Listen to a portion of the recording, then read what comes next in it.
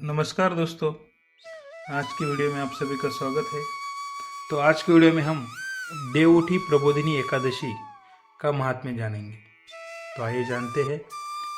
भगवान श्री कृष्ण ने कहा, हे अर्जुन, मैं तुम्हें मुक्ति देने वाली कार्तिक मास के शुक्ल पक्ष की प्रबोधिनी यानी देवउठी एकादशी के संबंध में नारद और ब्रह्मा जी के बीच हुए वार्तालाप को सुनाता हूँ। एक बार नारद जी ने ब्रह्मा जी से पूछा, हे पिता, प्रबोधिनी एकादशी के व्रत का क्या फल होता है? आप कृपा करके मुझे कहे। आप कृपा करके मुझे यह सब विस्तार पूर्वक बताएं। ब्रह्मा जी बोले, हे पुत्र, जिस वस्तु का त्रिलोक में मिलना दुष्कर है, वह वस्तु भी कार्तिक मास के शुक्ल पक्ष की प्रबोधिनी एकादशी के व्रत से मिल जाता है।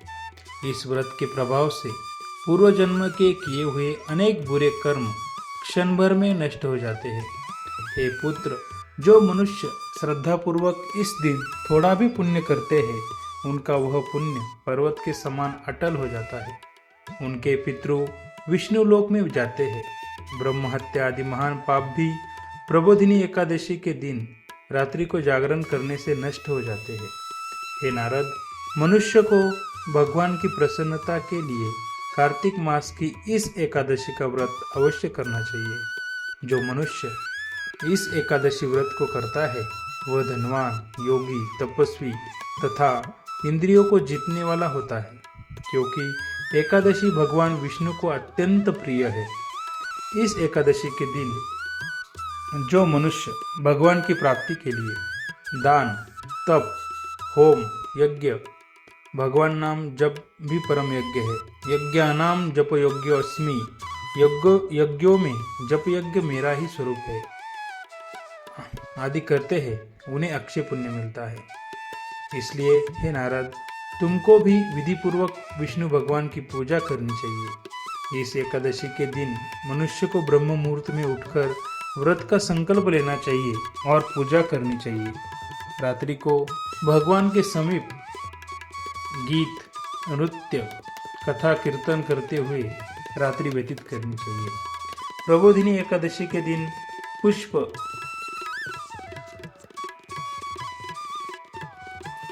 अगर धूप आदि से भगवान की आराधना करनी चाहिए। भगवान को अर्घ्य देना चाहिए। इसका फल तीर्थ और दान आदि से करोड़ गुना अधिक होता है। जो गुलाब के पुष्प से, बकुल और अशोक के फूलों से, सफेद और लाल कनेर के फूलों से, दुर्वा दल से, शमी पत्र से, चंपक पुष्प से भगवान विष्णु की पूजा करते हैं, वे आवागमन के चक्र से छूट जाते हैं।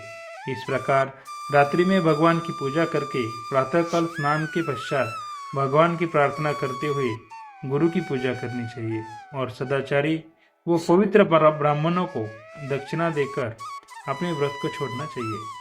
जो मनुष्य चातुर्मास व्रत में किसी वस्तु को त्याग देते हैं, उन्हें इस दिन से पुनः ग्रहण करनी चाहिए। जो मनुष्य प्रबोधिनी एकादशी के दिन विधि पूर्वक व्रत करते हैं, उन्हें अनंत सुख मिलता है और अंत में स्वर्ग को जाते हैं। तो आइए जानते हैं व्रत खोलने की विधि। तो आपको द्वादशी को सेवा पूजा की जगह पर बैठकर भुने हुए 7 चनों के 14 टुकड़े करके अपने सिर के पीछे फेंकना चाहिए और मेरे 7 जन्मों के शारीरिक, वाचिक और मानसिक पाप नष्ट हुए, यह भावना करके 7 अंजलि जल पीना और चने के 7 दाने खाकर व्रत खोलना चाहिए। तो आज के वीडियो में बस इतना ही। फिर मिलेंगे किसी नए वीडियो में।